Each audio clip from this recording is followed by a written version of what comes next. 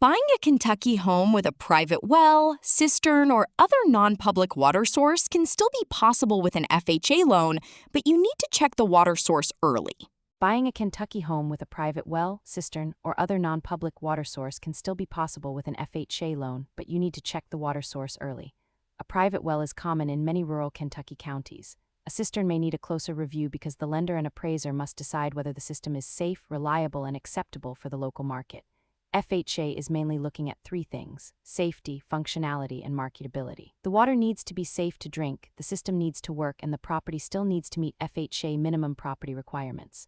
Private wells and cisterns are not the same. A well usually draws groundwater. A cistern stores water which may come from roof collection or hauled water delivery. If testing is required, order it early.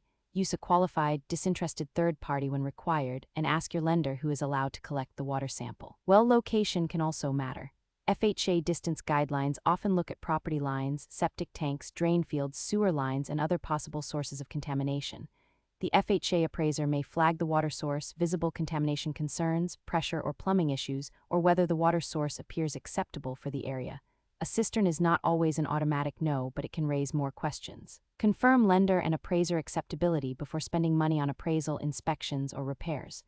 Be ready for extra documentation such as water test results, septic records, surveys, shared well agreements, cistern maintenance records, or local health department notes.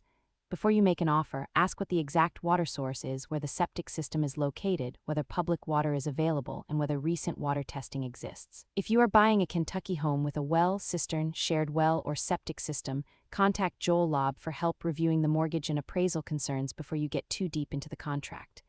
This is not a commitment to lend. All loans are subject to credit approval, property approval, appraisal review, underwriting guidelines, program requirements, and investor overlays.